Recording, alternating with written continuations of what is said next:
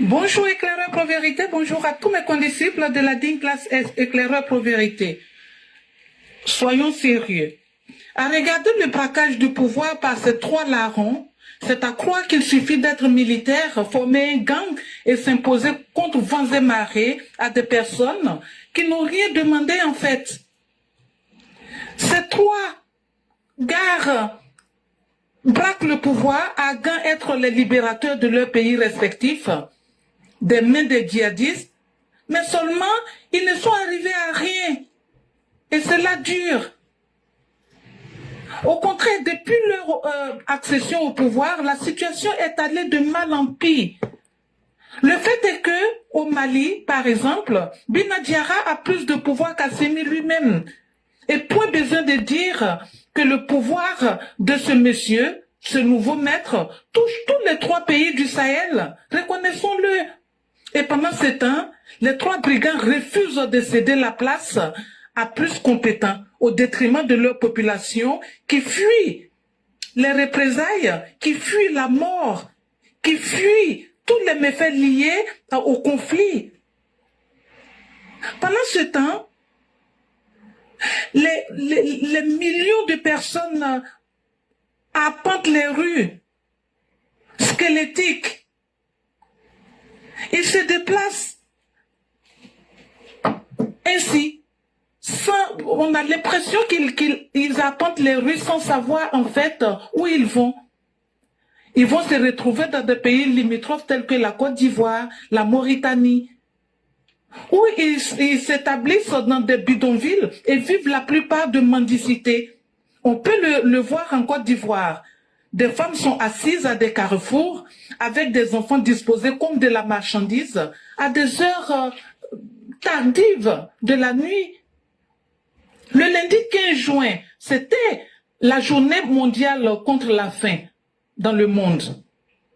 À l'occasion, RFI s'est intéressé à l'Afrique de l'Ouest et comme il fallait s'y attendre, les trois pays de l'AES détiennent les médailles. L'or pour le Mali, l'argent pour le Burkina et la bronze pour le Niger. On parle de ces trois pays en termes de situation d'insécurité alimentaire sévère. Rien que ça. Des millions de personnes sortent de vos pays, dont vous vous réclamez président de la République, à cause des conflits. Des conflits que vous n'êtes pas capable de solutionner. Et vous vous maintenez malgré tout ceci au pouvoir. Franchement, ces trois pays du Sahel, que sont le Burkina Faso d'Ibrahim Traoré, le Mali d'Assimi Goïta et le Niger de Tiami, sont les trois furoncles, trois gros furoncles emplis de pus qui ont poussé sur les fesses de l'Afrique de l'Ouest. Impossible pour leurs voisins de s'asseoir et de se reposer, tant ils souffrent d'être devenus des victimes collatérales de l'incapacité de ces trois incompétents. Ah mon Dieu! Quand est-ce que ces trois-là vont partir du pouvoir dans leur pays? On croise les doigts. Merci et à bientôt. Merci infiniment, Maman Blanc. Et c'est la question qu'on se pose aujourd'hui dans tous les pays de l'AES. Eh Dieu! Ceux-là vont quitter quand? Eh, on ne pensait pas que ça allait être comme ça. Eh Dieu! Si on savait que ça allait se terminer comme ça, là, on n'allait jamais applaudir pour dire à bas la France. On n'allait jamais aujourd'hui accepter dans ce qu'on est là. Mais on va faire comment? Comme le monde doit avancer là. Tout dernièrement, on vient de faire journée mondiale de la faim dans le monde. On dit, mais il ne faut pas vous fatiguer. Allez en Afrique de l'Ouest. Vous allez trouver des gens qui sont inscrits dans FC Djarankos.